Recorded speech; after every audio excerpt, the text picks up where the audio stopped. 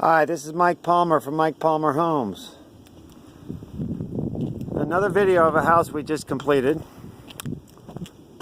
Here, we're at dusk here, but we're going to get the video in because you know anything about the building business. It is very time consuming, very arduous, but it is very satisfying as well. But this house is called the Garden Hill. It's a plan by Frank Betts that we've taken and modified. This plan has been a great seller for us. We've done it so many different ways. We've done it with a 2-car, with a 3-car. We've done it craftsman front with stone and hardy plank. We made the fronts look different with various different colors of brick. What else have we done to it? We've changed kitchens around, changed the living rooms around. So we'll go in and take a look at this one. First, just some of the outside features that we do in all our houses. This is actually that's called a board and batten shutter. And you see it a little closer. It's made out of composite, but it looks like wood, but it doesn't have the maintenance of wood. And on this house, we like the nice decorative number block and keystones in the brick, as well as coins on the corner, which are these kind of protruding rectangles here. Let's see, we have coach lights on the garage door, those windows and handles, and this one has a side entry walk-in door, so you don't have to wear out your garage door living in and out, because you tend to live your life coming in and out of your garage. Anyway, we added an extra tail here, extra set of concrete here, so that guests can pull in, and we ran a sidewalk around back to the patio where the screen porch is. Anyway, let's go inside and take a look. Oh, just another feature. On our soffits, as on the gable, we try to put these returns out here. We think they look a little nicer whenever possible. That kind of little hip roof there, rather than just the ends. It looks kind of like, it's called a pork chop because it kind of has a bigger end like that. We have this shake up here. Got the cedar shake look, but it's actually a concrete fiberboard, something we call hardy shake. So that will never rot. It does hold paint. It has to be painted eventually, but it holds paint a lot better than wood. And if you don't keep up on it, it doesn't rot and fall off your house like wood does. Anyhow, let's go up on the front porch. Now, typically we put a knotty pine tongue and groove ceiling on the front porch. These folks just wanted a white beadboard, so that's what we went with here. And we come in the foyer. Get a view of the fireplace and the back porch, and you enter. You notice on the wall, this is kind of our standard trim package. This is we call it shadow box and chair rail, or some people call it judge's panel. Anyway, we've done this in some of our other videos where we do more of a formal. It kind of almost has a little shelf. It's kind of a 5-foot wainscoting. This is just a little more traditional how we do it. There's a bump out in the dining room. It's a dining area, and we have crown molding and the chandelier with customer's choice. This house is very customer specific in that usually this has a vaulted ceiling here. They wanted to go with a coffered ceiling or grid ceiling. So that's what we did with a Curtis crown up top. Fireplace. Focal point. The plan called for the fireplace to be on that wall where that nice French door is. We decided to move it over here so you can see it from the kitchen and so that you don't obscure the view of the woods in the back. And we did a cedar mantle, a stone fireplace with a natural flagstone hearth.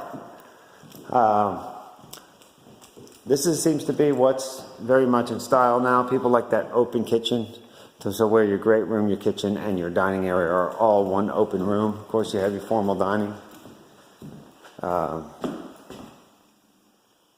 Anyway, they went with the classic white cabinet and a darker tile backsplash. Electric cooktop and a double oven. Over here is your pantry. Nice big pantry, and we do not like bifold doors because they end up broken before we're done in the house. We like a real door with hinges. Anyway, that's your pantry. So your fridge goes. We just about always include pendant lighting over the island and under cabinet lighting in the kitchen. This area, we call this a mudroom or entryway from the garage. Here we call this a drop zone because it's where you drop all your belongings, but they're going to hang some hooks here. That's just to hang jackets, shoes, etc. That's kind of your junk collection area there. And you got cubbies up top. The kids dropping book bags and all their belongings. We have a storage closet here. Let's just keep your vacuum cleaner, coats, whatever. And laundry room. Now, some people like tile in the laundry room. Typically, I like to run the hardwood just so you don't have that visual break, just for the continuity of your sight line. We also like to put some sort of sink, some sort of scrub area in the laundry room. They don't have appliances in here yet, but we put a nice hanging bar for all their clothes and another shelf up top. Some people like to put cabinets in there. Sometimes I encourage people just go to Lowe's and get some cheap cabinets because you're not entertaining guests in there, and that helps keep your kitchen bill down. This bathroom, typically we like to put a tile floor whenever possible. Just 99% of the time we'll put a tile floor in all the bathrooms. They don't have a shower curtain up yet. Here we just went with a one-piece tub, but this is my addition. We put a transom window in the bathroom just so you get some more natural light. It's a nice feature. This is the flex room. This is a guest room on the ground floor, so if you have a mother-in-law or somebody comes that doesn't want to go upstairs, or if you want to make this an office, exercise room, etc., it's just a spare bedroom. And that's your closet. Double bifold doors. Now, let's go check out the master suite.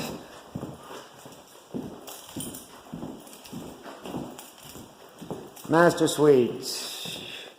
This is typically designed, in the original plan you had the two windows over here and a sitting area over on that end, because this is a very large room. But a lot of folks just want to center it, so we center up the windows, put the bed in the middle, and then they have it's just one very large bedroom, nice and open. And we put a tray ceiling with some crown up there. I don't know if it's really hard to see on this camera, but it gives you a nice detail, makes your bedroom feel a little more luxurious. Now, to go in your master closet area, we got his and hers closets left and right. And in the master, we have a tub in the middle. And we have reconfigured this bathroom all sorts of different ways, but this is the way we most commonly do it. It seems to work real well. We've got his and hers vanities left and right. And shower with a semi-frameless door. And we did a dark border, we did some corner shelves, and a handicap bar for accessing the shower.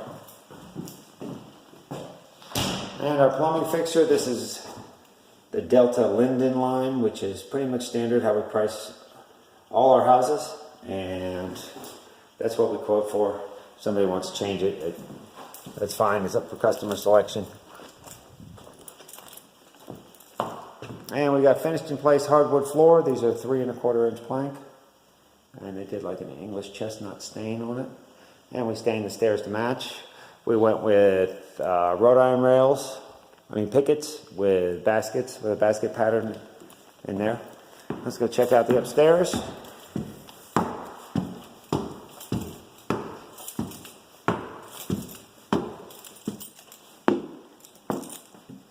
Put the light on. Now, up on the landing here, they wanted a ceiling fan. So we put a ceiling fan here.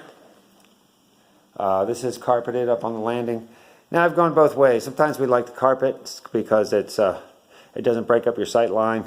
But sometimes it's nice to have hardwood here as well because it is a high traffic area. Now, these are a nice 42-ounce carpet. I try to avoid putting the really cheap carpet in there because it seems kind of pointless to me to put carpet in that's going to wear out very quickly. Like that carpet that's going to be around for a while. And we do buy direct from the mill. It gives us a little bit of advantage. This is just a storage room, but we put plywood down, try to capture these little attic storage areas so that you might as well capture as much as you can. Another point to make here, notice back here you don't see the back of the insulation. That's a new code and something we really like to do because it seals off. You don't get cold air from the outside coming in and infiltrating around the sides of your insulation. It just makes it much more energy efficient. And this is just to show what your blown in insulation looks like in your attic. We have cardboard baffles to keep from going, but they come in and blow a blanket. R38 right there. That gauge right there shows your thickness. Oh, they need they need a looks like a 13-inch thickness on there.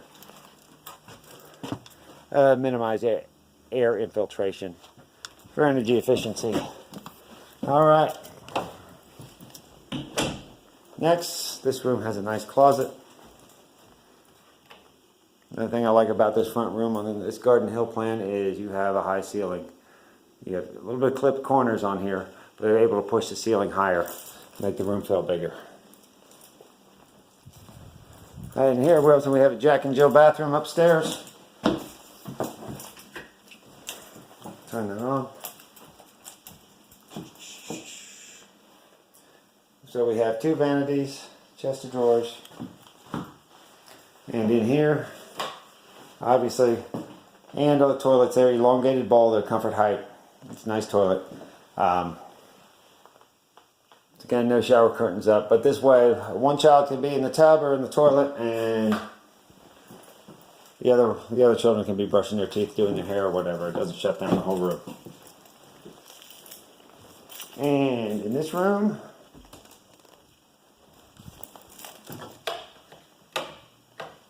let me get the light on here.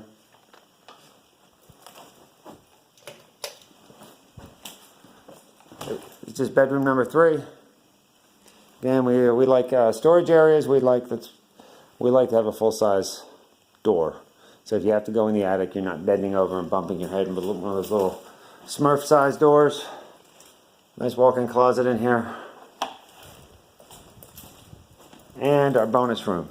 What's also unique about this house is instead of going with a vaulted ceiling, we went with a kind of a flat coffered ceiling. So that created space up in the attic. So we put an access door there. This one, because of the ceiling height, we could not put a full-size door in, so we went with a little Smurf door, but still gives you access to that space. And you can put plywood down and have storage in there. This one, this is the bonus room. Now what I like about this is it does have a nice closet area in the bonus room, so it could be used as a bedroom or some other purpose in the future. What I like to do, I like to put these shed dormers here. That just gives you so much more natural light, gives you more flat ceiling, and it really changes the bonus room. As well, you have the window there. If you did not have that dormer and you just had the bonus room on the end, this would feel more like a tunnel or give you that bowling alley effect. When you come back here, I don't know if it's hard to see with this camera, but this is really a nice, big, spacious room for a bonus room.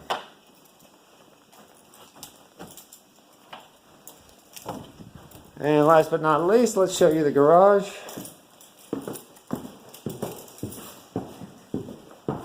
Oh, we've got to show you the back porch. Don't want to forget. Nice parts. Put some nice 8-foot French doors here. So that makes, as you can see, but it really kind of makes a dramatic appearance when you look out on that back porch. And that back porch, you get some of that nice furniture. It becomes almost an extension of your living room.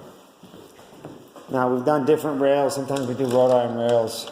This customer wanted your traditional wood rails on the deck, but they went with a tile floor.